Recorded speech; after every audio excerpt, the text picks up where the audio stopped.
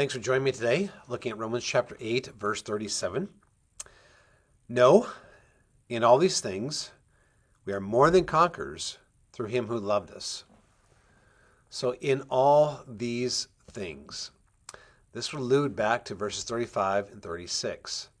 35 again gives this long list of sometimes very hard and harsh realities of this life, especially as a believer in Christ. And even verse 36 kind of goes to the extreme measure of this talk about being slaughtered, being persecuted as Christians. So all these things, all these negative, harsh realities that can come our way. Paul says, no. That's what begins the sentence. A very strong no. No, it is not true in all these things that we are wiped out, that we are conquered, or that we are defeated.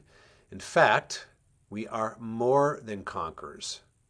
Even though some of these realities, back in 35, go on in life, even up to the point of death. All these things are seen externally. The truth is here that we are more than conquerors. Now, in John 16, verse 33, Jesus says these words, I have said these things to you, that in me you may have peace. In the world you will have tribulation, but take heart, I have overcome, or I have conquered the world. And so that's the same word here, same root word anyway, as used here in Romans 8:37. In this verse, we actually have a verb here that's intensified. There's a preposition added to it to intensify it. So it means to more than conquer. This means an abundance of victory. This is not just a close victory for us as believers. It's not just barely enough.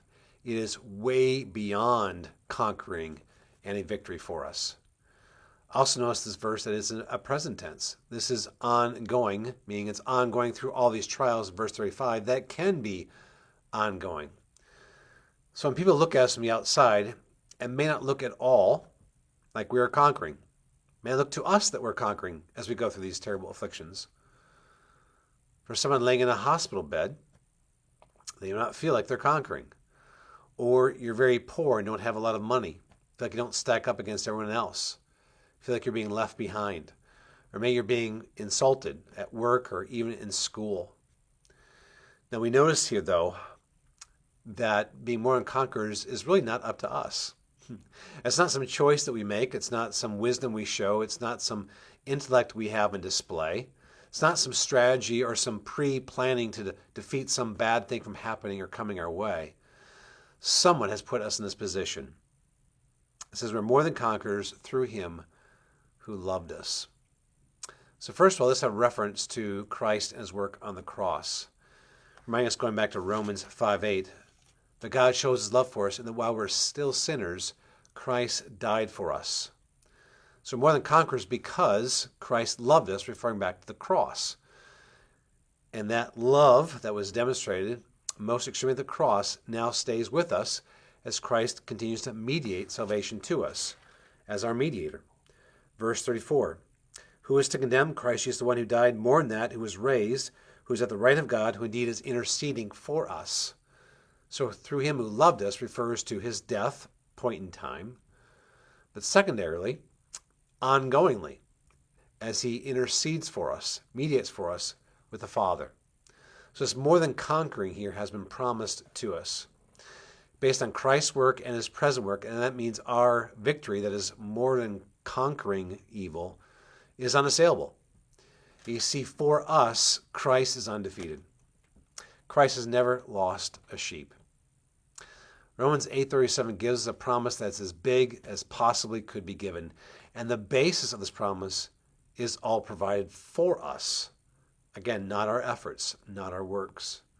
We can think of an iceberg, and again, you can see above the surface, the top of the iceberg, and you know much more is below. And maybe as you're going by an iceberg, you can see a little bit beneath, but you know there's so much more underneath there.